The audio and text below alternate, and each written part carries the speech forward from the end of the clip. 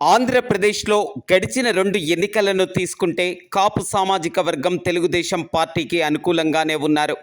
వాస్తవానికి ఏపీ రాజకీయాల్లో సామాజిక వర్గాల వారీగా చూసుకుంటే రెడ్డి సామాజిక వర్గం వైసీపీ వైపు ఉంటే, కమ్మ సామాజిక వర్గం టీడీపీకి అనుకూలంగా ఉందనేది నానుడి. ఇది బహిరంగ విషయంగానే చెప్పుకోవాలి. అయితే జనాభాలో అత్యధిక శాతం ఉన్న కాపు సామాజిక వర్గం పరిస్థితి ఎప్పుడూ తర్జన భర్జనగానే ఉంటుంది. కాగా గణాంకాల ప్రకారం కాపులు బలిజలు మొత్తం జనాభా 52,70,000 మంది ఉన్నారు. వీరి ఓటు బ్యాంకు సుమారు 42 లక్షలకు పైగానే ఉంది. దీంతో ఈ సామాజిక వర్గాలు ఎప్పుడు కూడా ఎన్నికల్లో కీలక పాత్రను పోషిస్తూ వస్తున్నాయి.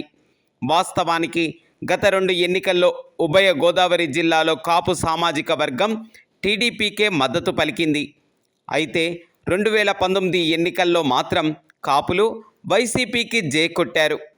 మరి ఇప్పుడు పరిస్థితి ఏంటి అనేది ఆసక్తికరంగా మారింది. ప్రస్తుతం జరగనున్న ఎన్నికల్లో కాపులు ఎటువైపు నిలుస్తారనేది అందరికీ ఆసక్తిగా మారింది. ఈ విషయాన్ని పరిశీలిస్తే కొన్నాళ్ల కిందటి వరకు తటస్థంగా ఉన్న కాపులు జనసేన వైపు మొగ్గు చూపిస్తున్నారు అనేది స్పష్టంగా తెలుస్తూనే ఉంది.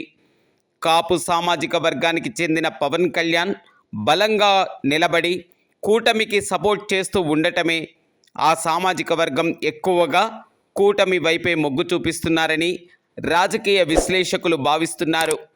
వాస్తవానికి కూటమిలోనే కాకుండా టీడీపీలోనూ పవన్కు ప్రాధాన్యత పెరిగింది.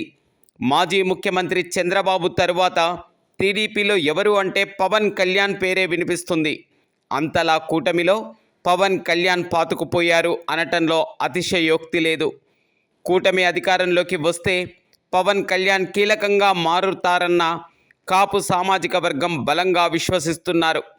మరి ఈ ఎన్నికల్లో కాపు సామాజిక వర్గం ఎవరు వైపు నిలబడతారనేది వేచి చూడాల్సిందే.